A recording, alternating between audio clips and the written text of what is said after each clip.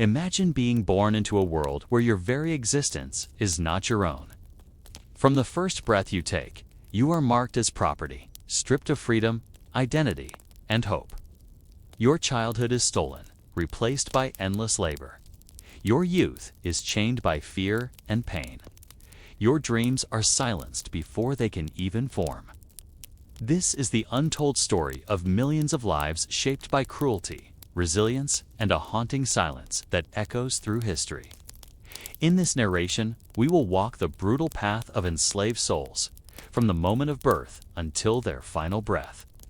You will witness their suffering, their endurance, and the faint glimmers of humanity that persisted in the darkest of times. This is not just a story of slavery. It is a story of lost childhoods, shattered families, and the unbreakable will to survive when hope seems impossible.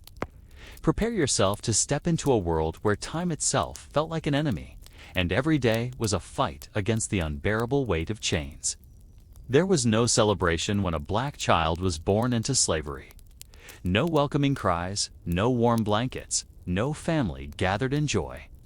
The birth of a slave child was met with cold practicality and silent sorrow. It happened on hard wooden floors, in cramped, filthy quarters often shared by multiple families. The air was thick with the stench of sweat, mold, and the ever-lingering dust of fields worked under the sun. The midwife, an older, enslaved woman, herself used rags, dirty water, and her own trembling hands.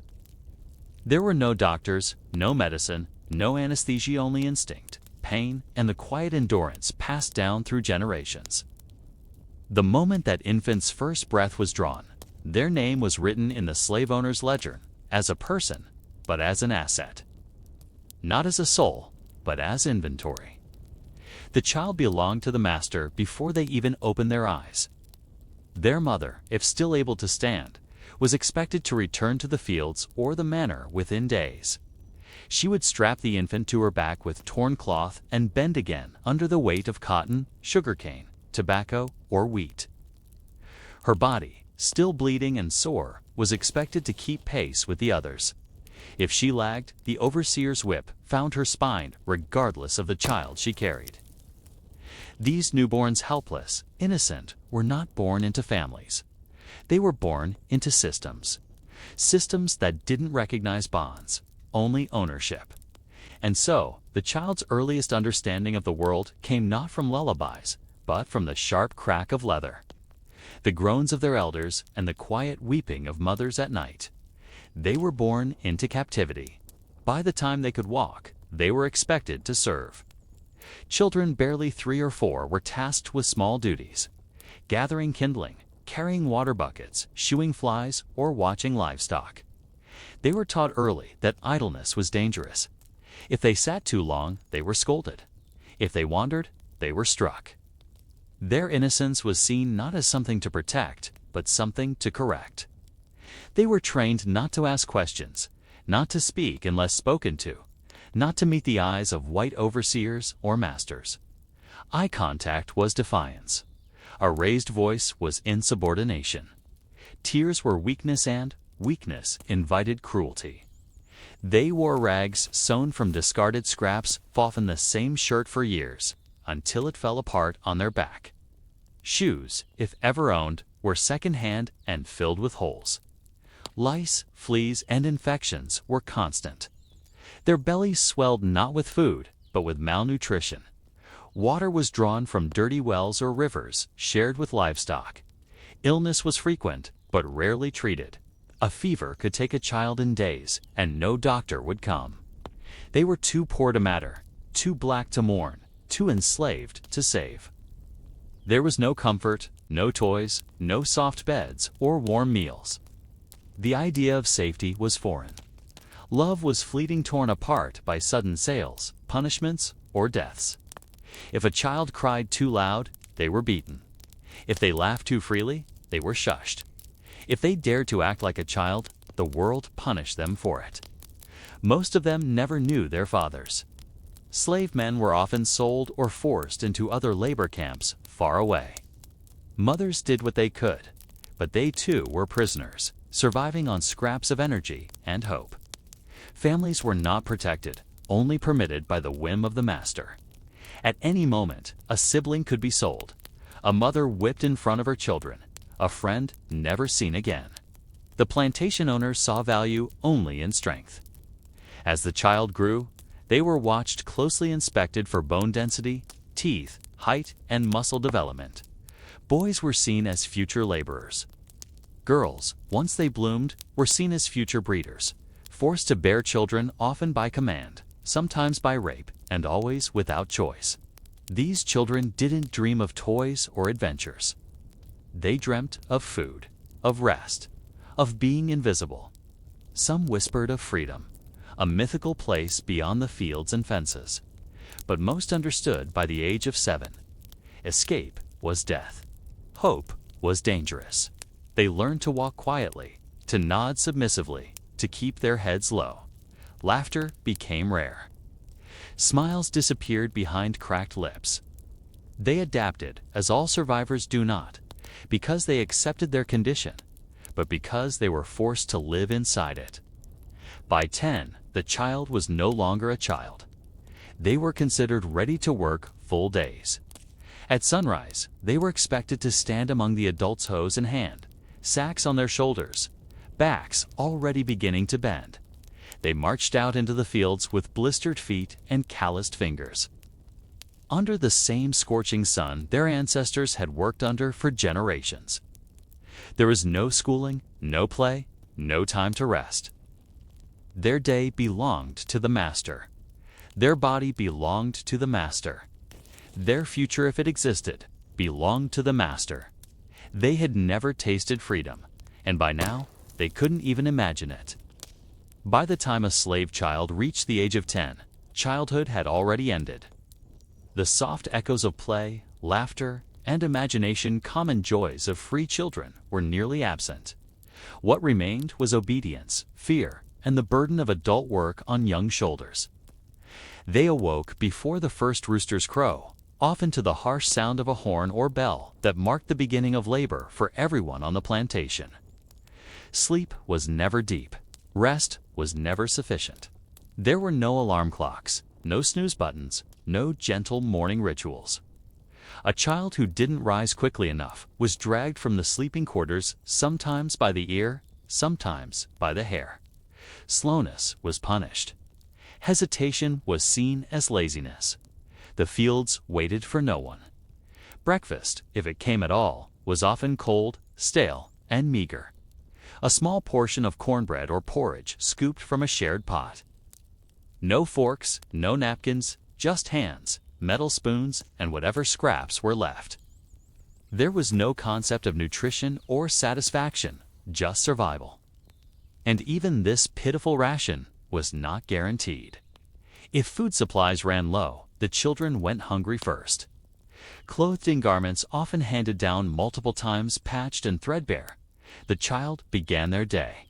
Their feet were frequently bare, toughened by gravel, frost, and sharp weeds.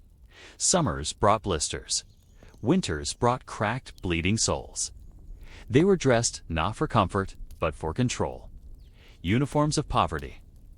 They marched to the fields in groups, alongside older children and adults, in silence. Talking was discouraged, and singing, once a cherished secret comfort, could be interpreted as rebellion. The tools they carried were not toys, but weapons turned against the earth. KOs, baskets, or water jugs, each heavier than the last.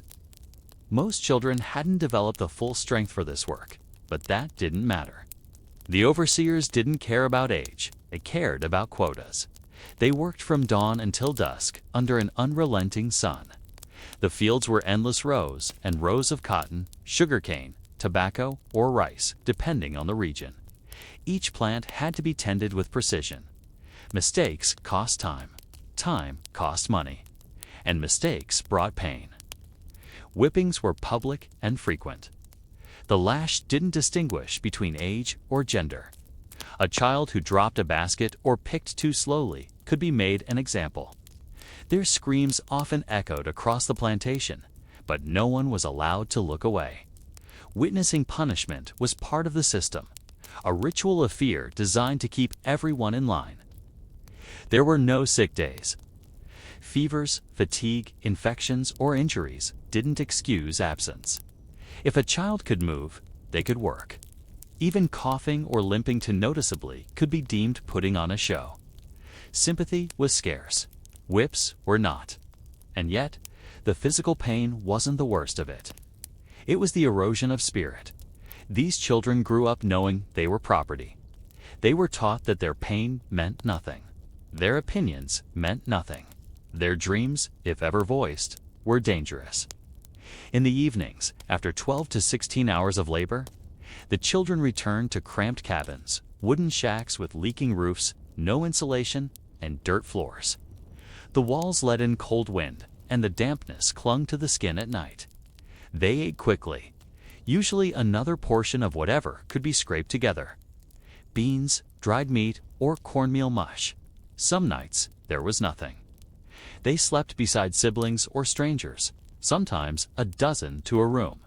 There were no beds. Some had straw, others simply curled on the ground. The moans of the elderly, the sobs of the punished, and the distant howls of night animals were the lullabies that filled their sleep.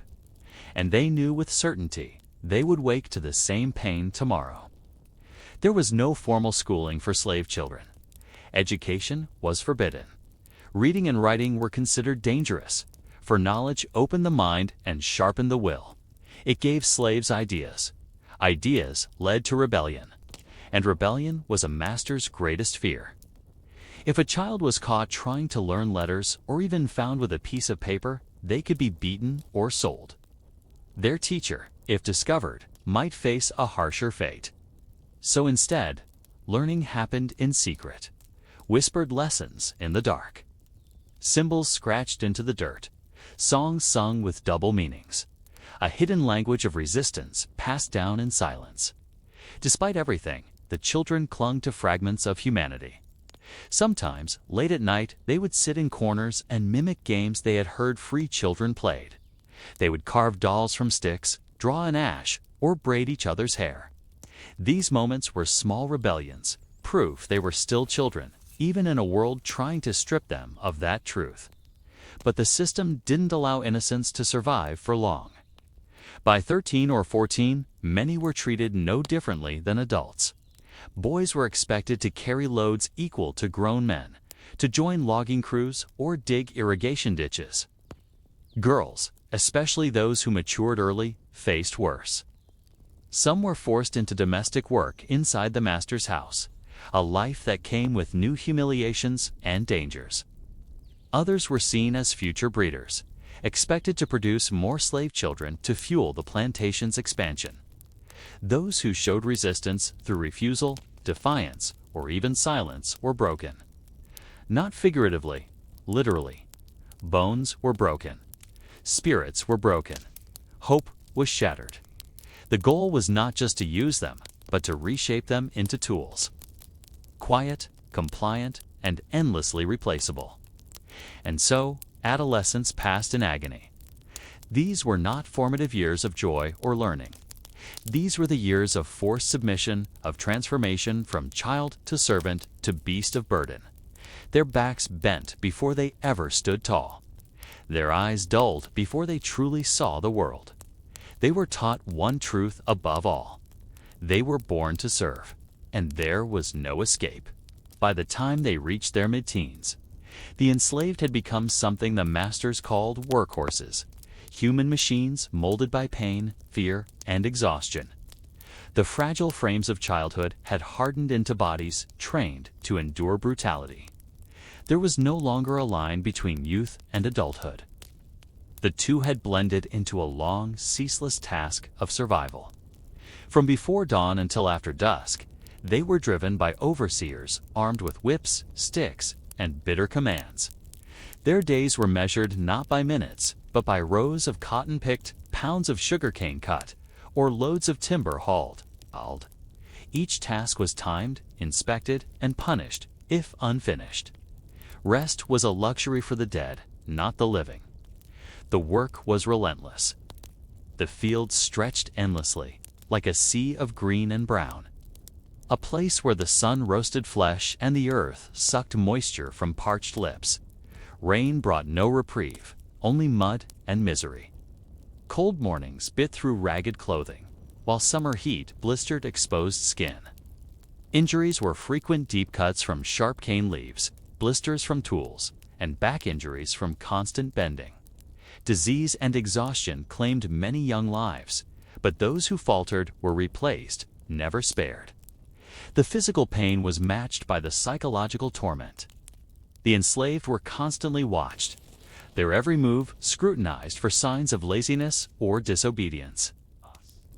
To fall behind was to invite punishment, often brutal and public. Whippings left scars that served as grim reminders to all. The lash was a language that spoke only cruelty and control.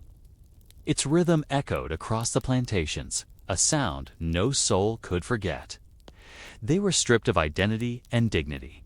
Their names were replaced by numbers or slave names, labels assigned by owners to erase the person beneath.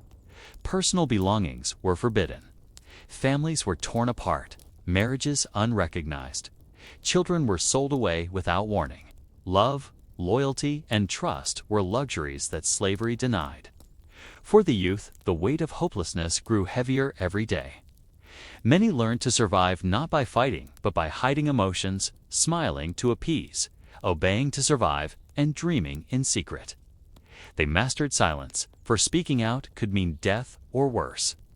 Whispered conversations were a form of rebellion, but even these were perilous. Betrayal, whether by overseer spies or desperate neighbors, was always possible. They learned to distrust everyone outside their own small circles that were fragile and easily broken by the cruel forces around them. Yet even in this darkness, small acts of resistance persisted. Songs sung beneath the breath contained coded messages of hope or escape. Secret gatherings allowed brief moments of community and shared sorrow. Stories of distant lands, freedom, or ancestors who were kings and queens fed the imagination. But such moments were fleeting. Many youths faced daily assaults beyond physical labor. Sexual violence was a grim reality for many enslaved girls and young women. A weapon wielded by masters and overseers without remorse or consequence. These assaults were shrouded in silence and fear. Pregnancies from these abuses were common, forcing some girls into motherhood, while still children themselves. Their children would be born into the same chains, perpetuating the cycle. The mental toll was crushing. Depression, despair, and numbness were common companions. Some turned inward, retreating from the world in quiet resignation. Others tried to find meaning in small pleasure-stolen moments beneath trees, whispered prayers, or the touch of a friend. But these comforts were few and far between. Education remained forbidden, though a few managed to learn the alphabet or simple words in secret, understanding that knowledge was power, power that could lead to freedom or death. Many dreams died slowly, crushed beneath the weight of chains. By late adolescence, they understood that the promise of a better life was a cruel illusion. Freedom was a word whispered in songs and stories, but never truly tasted. Their future was mapped out in labor, suffering, and servitude. They were no longer children, no longer hopeful youth. They were living tools, cogs in a merciless machine. Their bodies worked without rest. Their souls were silenced. Their lives were measured in lashes, labor, and loss. And still, they endured.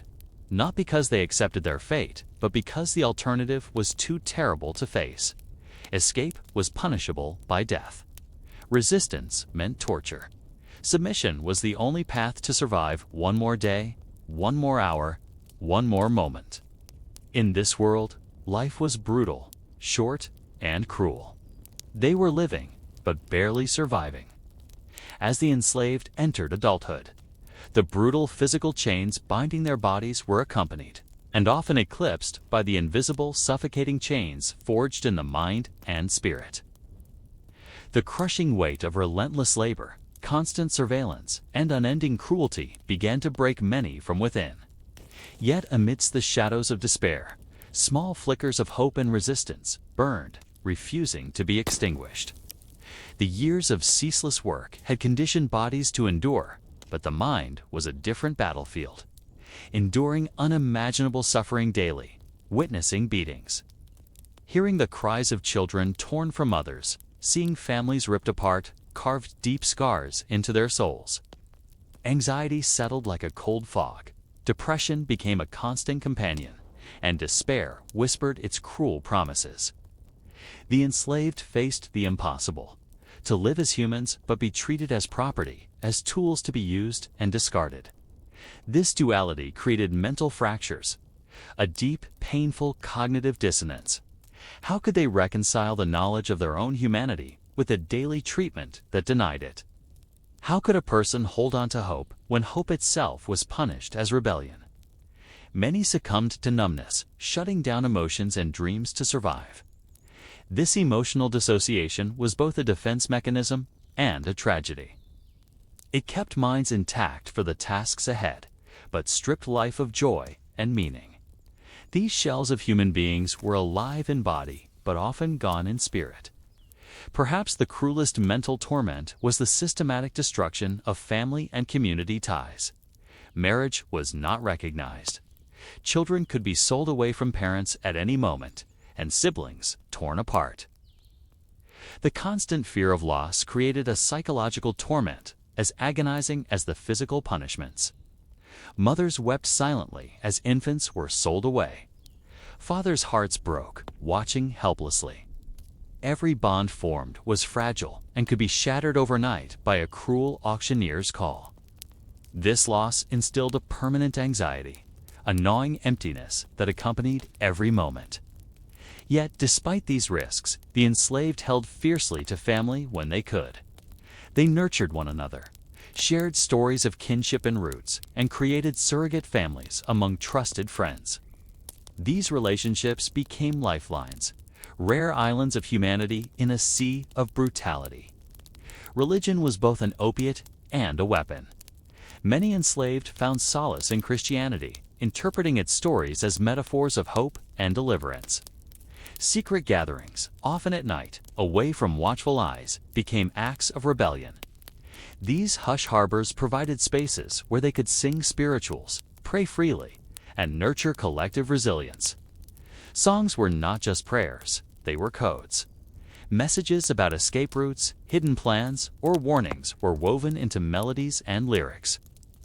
The spirituals were an expression of sorrow, yearning, but also defiance. However, religion was also imposed by masters as a tool for control.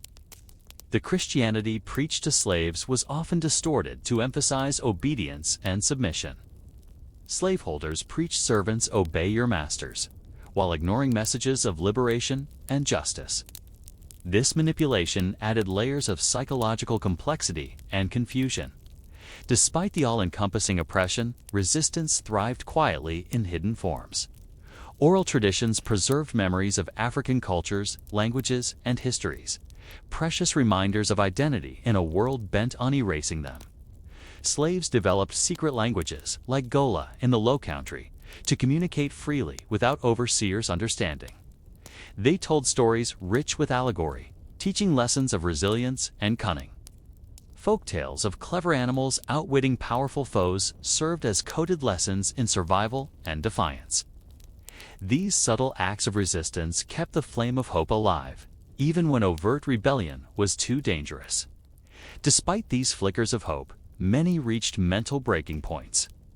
The unyielding grind of slavery led some to despair so deep it manifested in self-harm or withdrawal into catatonia.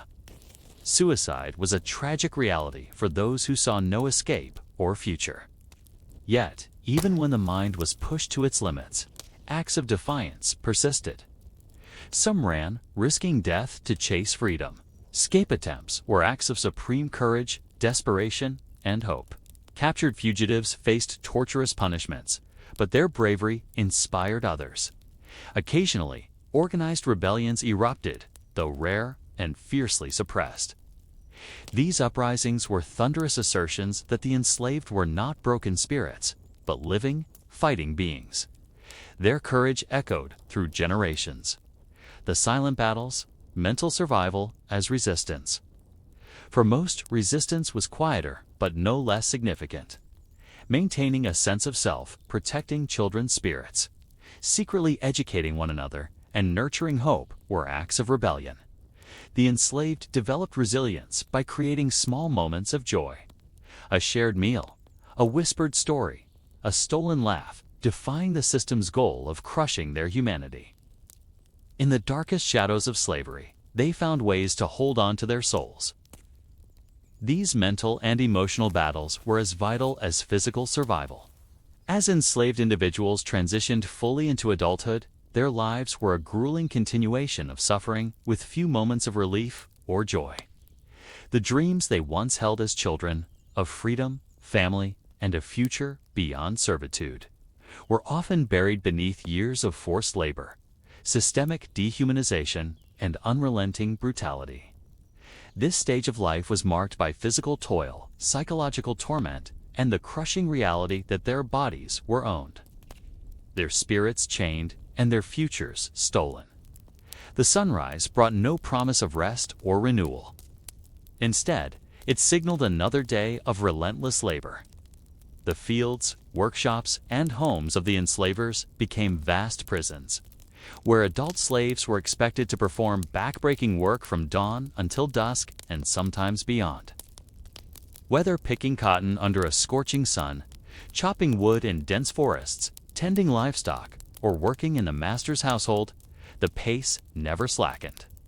The overseer's watchful eyes and harsh commands created a climate of fear. Any hint of hesitation or fatigue was met with punishment, whippings, beatings, or public humiliation. Injuries were common, but medical care was minimal and cruelly rationed. Many lived in constant pain from untreated wounds, illnesses, or exhaustion. Life was a cycle of toil, injury, and forced recovery. Weakness was not tolerated. The enslaved were commodities whose worth was measured in their labor output. When bodies failed, they were discarded, sold away, or left to die in misery. Adulthood also brought the heavy burden of forced reproduction. Enslaved women, in particular, faced horrific abuses, as they were often coerced or violently compelled to bear children. Children who would automatically become the property of their masters. The arrival of a child was bittersweet. It meant new life, but also the continuation of slavery into the next generation.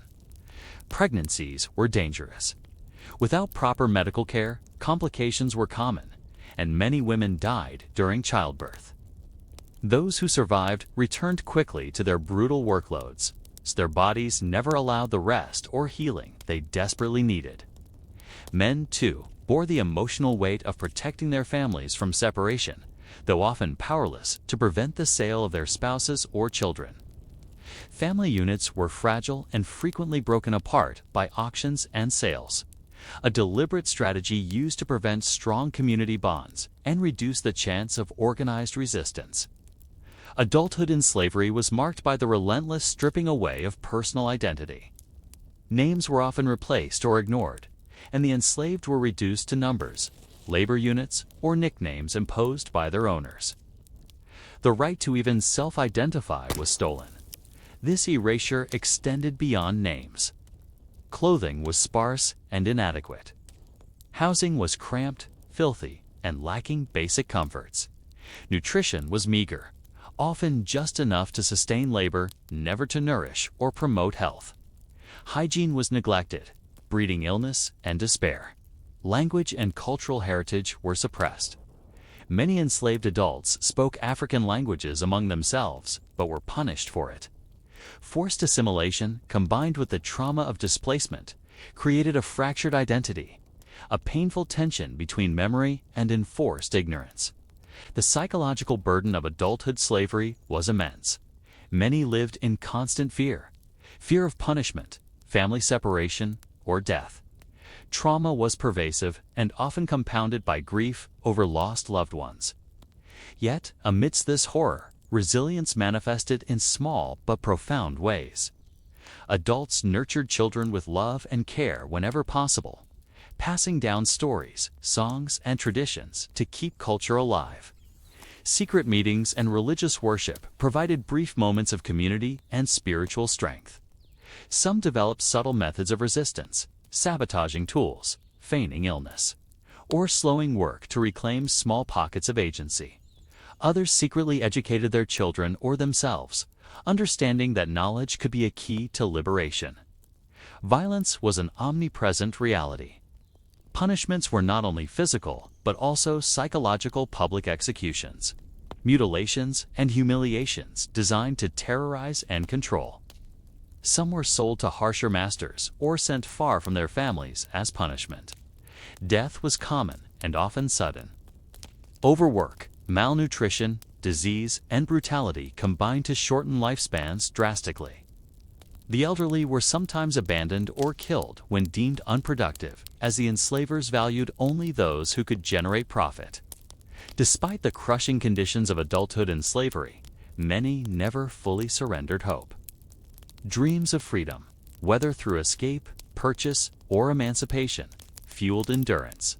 Some sought solace in religion, finding in faith a promise of eventual justice. Stories of revolts, escapes, and distant lands where freedom awaited inspired courage. The human spirit, though battered, continued to resist through hope, love, and the quiet preservation of identity. As the years dragged on, the enslaved began to understand that they had little to lose and everything to reclaim. The crushing weight of perpetual servitude, the theft of their families, the humiliation of being treated like animals, all pressed on their spirit like a storm gathering in silence. Beneath the surface of compliance, something ancient stirred, a hunger not just for survival, but for dignity. It emerged quietly, slowly, like roots forcing their way through stone. There were no speeches, no revolutions written in ink, but there were signs. A pause in a task, a defiant glance, a whispered plan in the dark. Every act of resistance was a reclaiming of self. To slow down in the fields, to pretend ignorance in the house, to pass secret notes or speak forbidden languages. These were not mere games, but declarations that said, "I am still here." Even in the smallest moments, the enslaved resisted being reduced to property. And when the body refused to continue, when the soul could take no more, the only thing left was the will to fight. Rebellions, though rare, were real and terrifying to those who ruled. Some plotted for months in shadows, communicating through code and song, weaving rebellion into work songs and bedtime stories.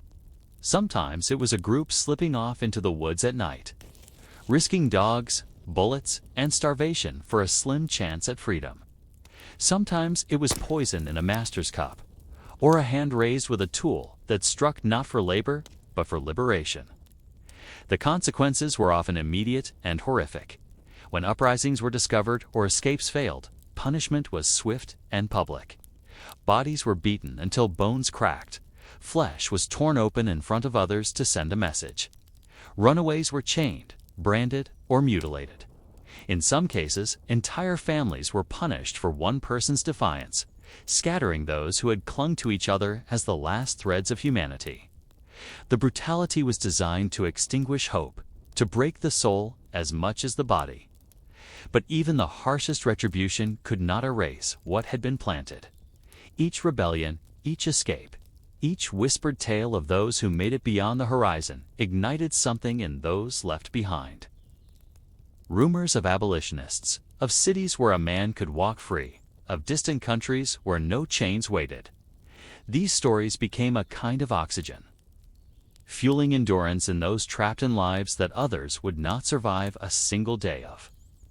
There were some who managed to flee, whose names were never caught on paper, whose faces were never carved in stone, but whose courage echoed in the quiet glances of children who listened wide-eyed to the stories around. Fires after dark. These rare escapes were victories not just for the ones who ran, but for all who dreamed. For those who remained behind, survival became its own form of rebellion. To live through the unspeakable and still find the strength to laugh, to love, to hold a child close at night. even knowing they might be torn away. That was resistance. To teach others how to plant food, how to hide signs, how to endure without surrendering the mind, that was rebellion. To die with dignity when the time came, looking a master in the eye without fear, that too was a form of victory. And yet, despite their courage, the cost was immense. Many who tried to resist were broken beyond recognition. Mothers who fought to save their children sometimes never saw them again. Fathers who planned escapes were left hanging from trees as warnings. The price for even the thought of rebellion was blood and terror, and it was paid again and again in every generation. Still, the enslaved held on to the fragments of what made them human.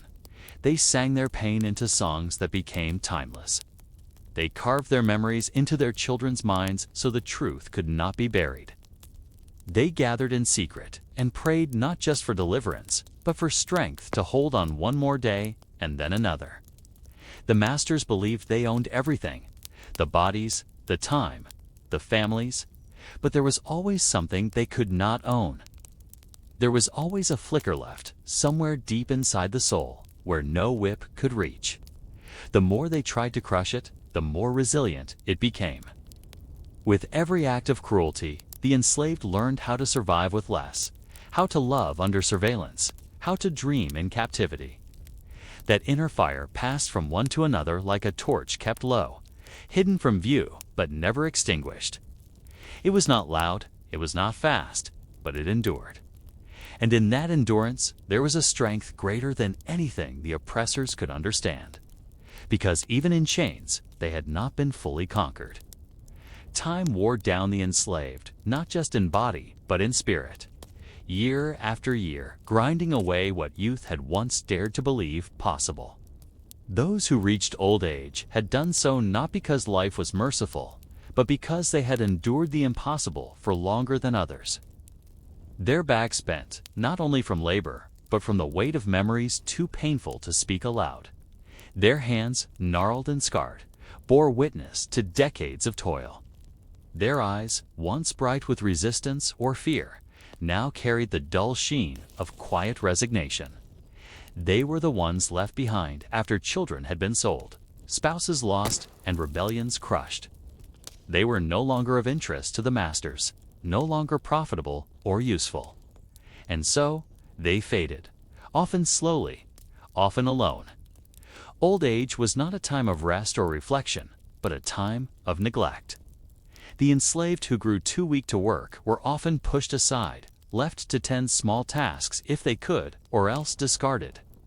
Some were forced to watch younger generations take up the same burden they had carried, to witness the cycle repeat as children born into bondage were broken down, just as they had been.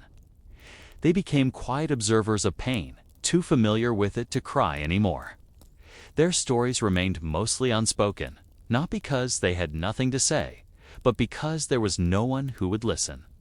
The world they had known had taken so much from them that even words felt like a luxury. Some found themselves shuffled from place to place, passed between owners like old tools to warn for proper work, but not yet useless enough to throw away. Others were left behind when younger, stronger slaves were sold off, and they remained in empty quarters, staring at doors that never opened again. There was no pension, no dignity in retirement. Food was reduced, clothes were handed down, and medicine, when it existed, was for those who still had labor to give. Their value had expired, and in a system built on exploitation. That meant their humanity was allowed to fade without consequence. And yet even then, there were moments of quiet strength. Some became silent protectors of memory, teaching the youngest in secret, passing on songs and signs, whispering names and stories so that history would not be erased. In corners of slave quarters at night, when the world outside had gone still, the old ones spoke in low tones about lands they had never seen but heard of from their own elders, about ancestors whose lives were taken but not forgotten. Their bodies may have weakened, but the mind could still carry history like a sacred fire. Still, the physical suffering was relentless. Ailments went untreated. Blindness, arthritis, slow wounds that never healed. These were everyday realities. The elderly slept on floors or thin straw beds, winter cold creeping into joints that already throbbed with every movement. Some died curled in corners, without a final word or even a hand to hold. Others simply vanished from memory, their passing unnoticed by the world that never considered them real people in the first place. A few fortunate ones were cared for by their own kin, secretly tended by daughters or grandchildren who risked punishment to bring scraps of food, to clean their wounds, to keep them warm. These stolen acts of love were the only salves for lives filled with pain. But even those bonds were fragile, threatened by the ever-looming possibility of sale, separation, or death. Nothing was guaranteed. Even love was borrowed. For many, death was not feared but welcomed, a quiet escape from the long, aching stretch of a life without ownership, without choice, without rest. They did not imagine monuments or mourning, but simply an end. And yet they hoped, deep down, that their suffering had meant something. That maybe, someday, someone would remember that they had existed not just as laborers, but as souls, as voices, as human beings. The final moments of life for the enslaved were often like the rest of their days. Lonely, painful, unnoticed. Some slipped away in sleep, while others endured drawn-out declines under leaking roofs or in makeshift sheds. There were no eulogies, no funerals, sometimes not even a marked grave. Their bodies were buried quickly, if at all, in shallow earth outside the fields they had worked for a lifetime. Forgotten by those who had profited from their sweat. Remembered only in the fading memories of those they had loved, if any remained. But even if no one wrote their names, even if their faces were never carved into stone or painted on walls, their stories endured. In the whispered traditions of survivors, in the secret songs passed from mouth to mouth, in the silence that still echoed through the bones of a land built on stolen breath, they remained. Not just victims of a brutal system, but proof of endurance, of strength in the face of horror, of a dignity that could be buried but never erased.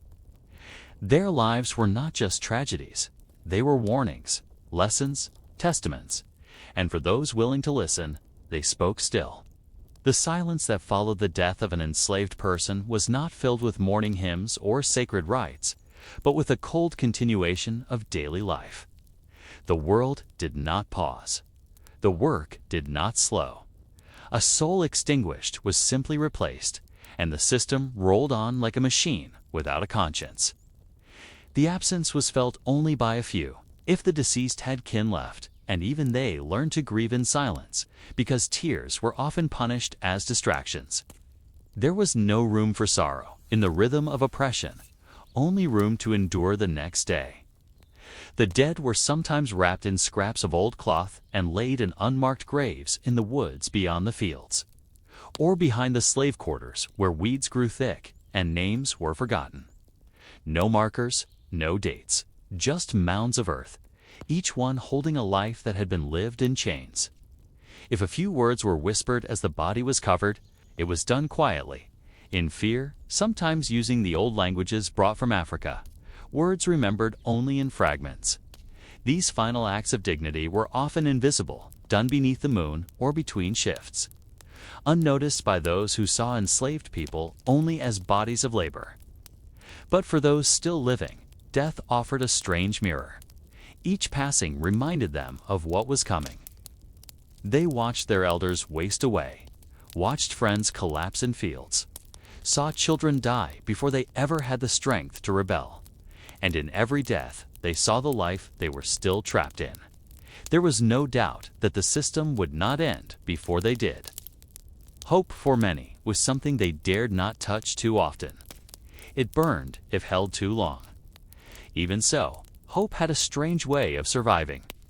Not in the form of grand escape plans or visions of distant cities, but in small things.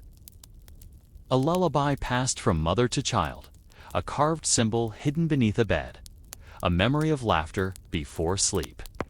Hope lived in the idea that one's suffering might not be repeated, that the next generation might live freer, even if the current one had no such chance. Children, when born into slavery, carried with them both burden and promise. Their birth was met with dread and quiet joy. Joy, because they were flesh of their mother, eyes of their father. Dread, because everyone knew what lay ahead. No parent could protect a child from the lash or the sail or the cruel indifference of the world that claimed to own them. They could only teach them how to survive, how to stay quiet, how to avoid the master's wrath, how to carry grief in a hidden place where it wouldn't be seen. Families were fragile things under slavery. One signature could tear apart generations. Fathers were sold while children were still learning their names. Mothers cried alone after being forced to give up infants, their breasts still full of milk for mouths that would never return. There was no security, no permanence. Bonds were formed quickly and desperately because everyone knew that love was as easily torn as cloth. Still, people loved, fiercely, secretly, in defiance. As slaves aged, some tried to pass down knowledge, the tricks of staying alive, the safest paths through pain, the moments to stay still and the ones to speak. They passed these lessons not in schools or churches, but under trees, in kitchens, in fields, in the few stolen minutes between commands. These teachings were survival tools, mental maps through a world that was designed to erase them. If they could not escape their chains, they could at least teach their children how to bear them.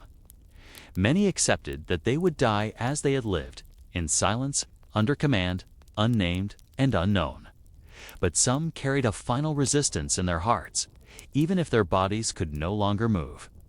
They stared into the eyes of their owners in those final years, saying nothing but offering no submission either.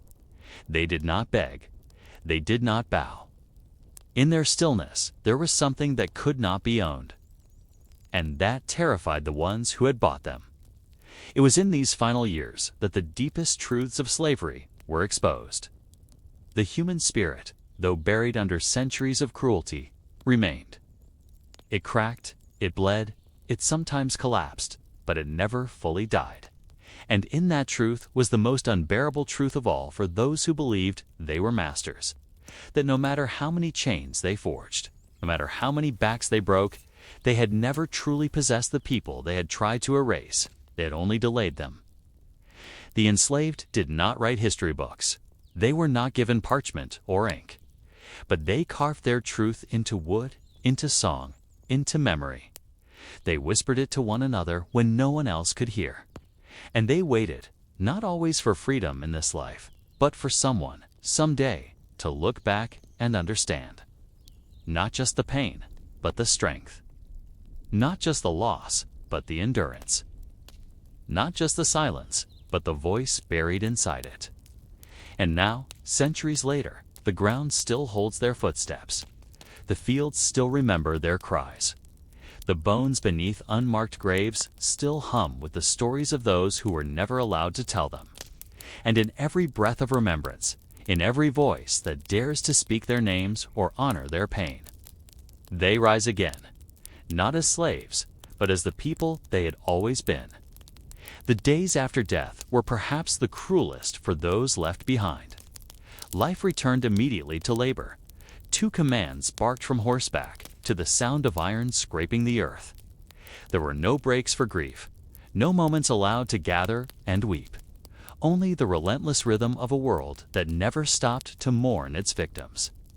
The overseers didn't even glance toward the corner where someone once slept.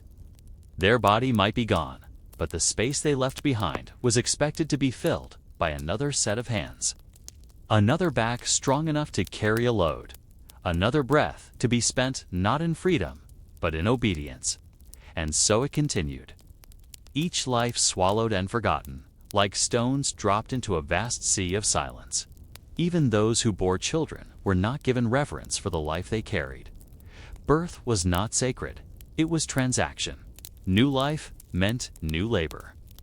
Infants born in shacks barely shielded from wind were handed off. Before they could learn to crawl, mothers worked the fields swollen with pregnancy and returned days after giving birth, leaking milk into dirt-stained clothes.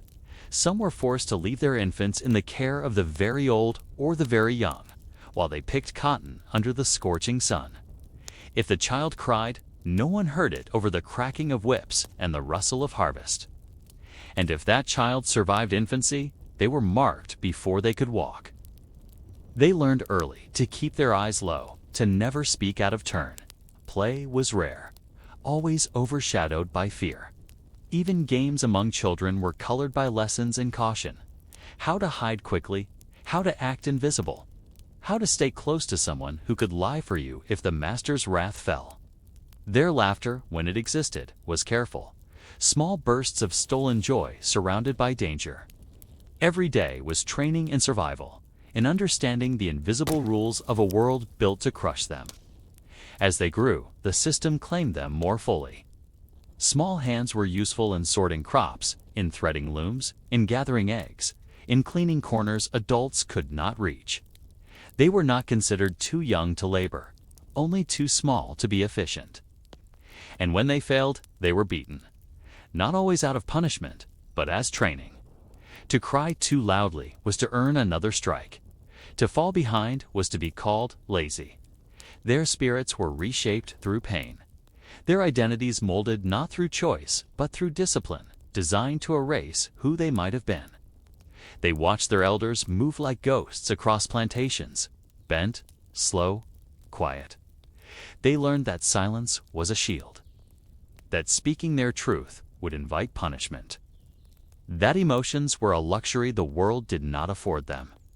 They memorized the facial expressions of the overseer, the sounds of approaching footsteps, the mood of the household, the timing of the meal bell. They lived in a constant state of alert, their minds working just as hard as their bodies, always measuring danger, always managing risk. Any attempt at education, at self-knowledge, was forbidden. Books were locked away or destroyed. Teaching a slave to read was illegal in many places, punished harshly. Even the ability to write one's name was seen as a threat. Knowledge meant thought. Thought meant rebellion. And so they were kept in the dark, but the darkness never extinguished the yearning. Some risked everything to learn, secretly taught by others who had picked up letters in passing, or who had been taught by the rare, kind-hearted stranger. They traced letters in the dust at night, whispered stories in code, remembered everything they could not write down.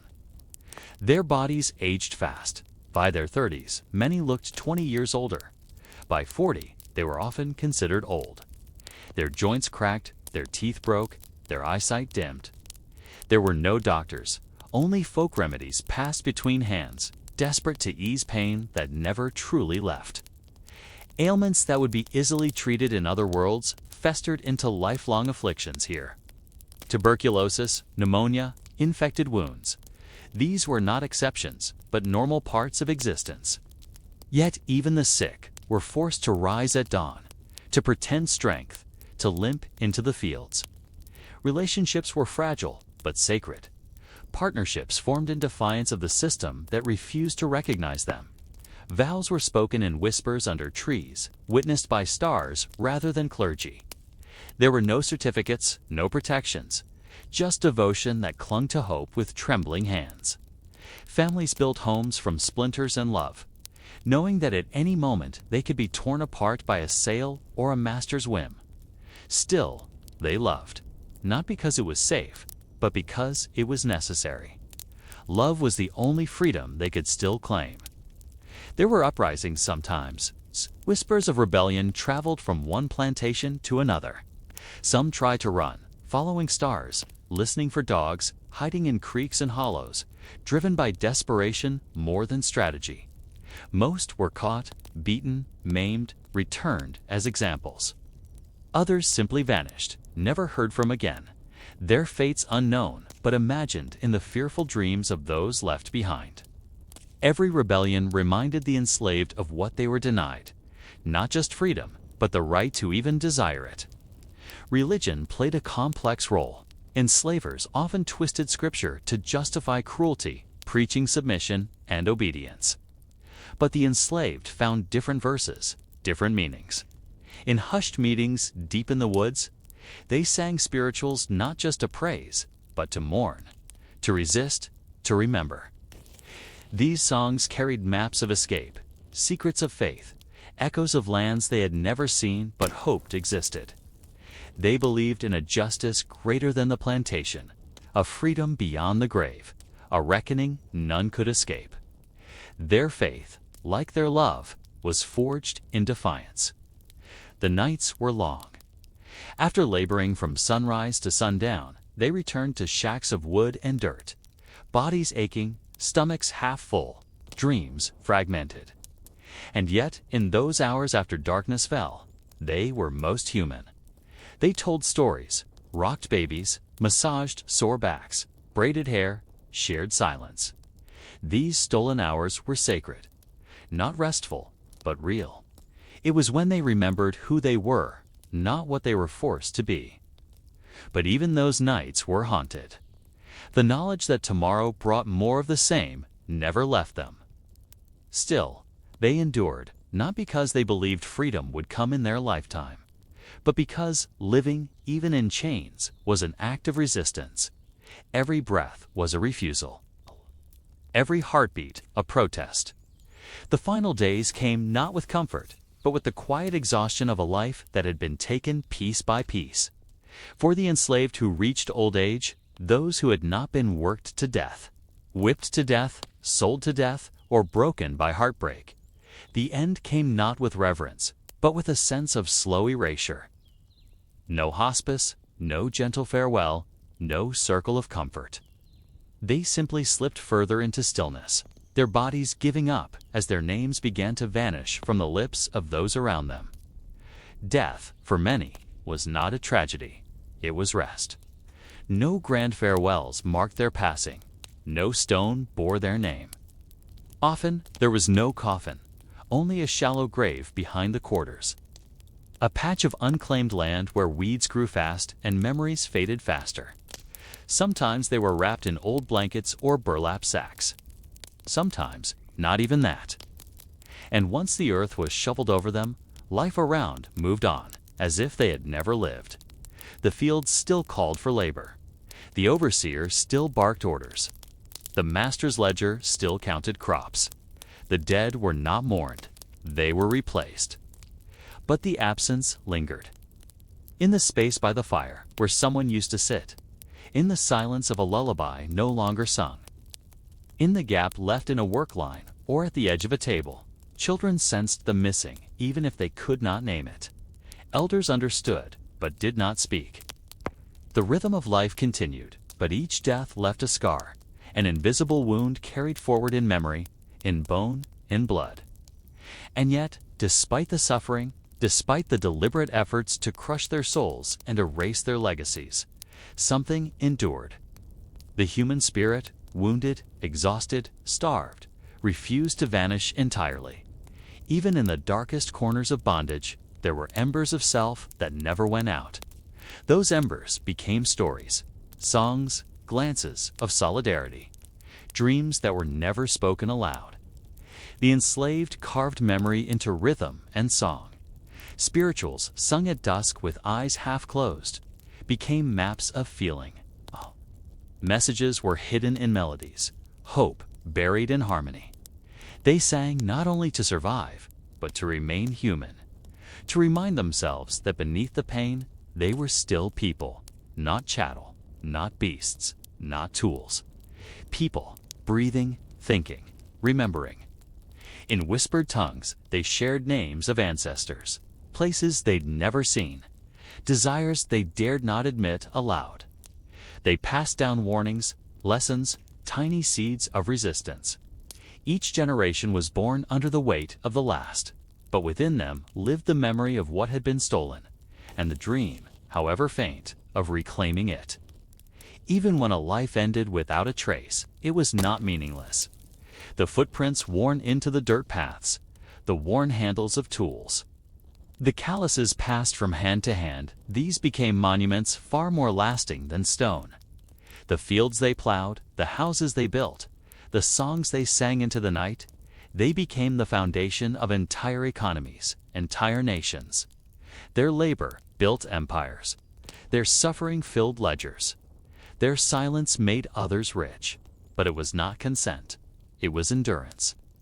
And behind their silence, there was knowledge. That they had seen the worst of humanity and still loved. That they had been denied everything and still found ways to give. That they had been born into chains and still found beauty, if only in the moments between lashes.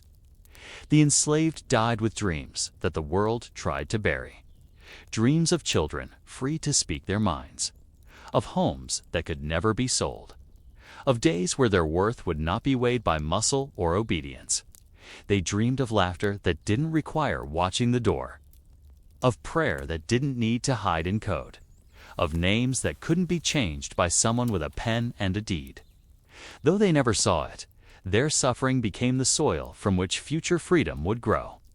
Their stories, once ignored, would later echo in courtrooms, in protests, in songs of revolution. Their pain, once private, would one day be recognized. Not enough to repay what was stolen, but enough to ensure it was never denied again.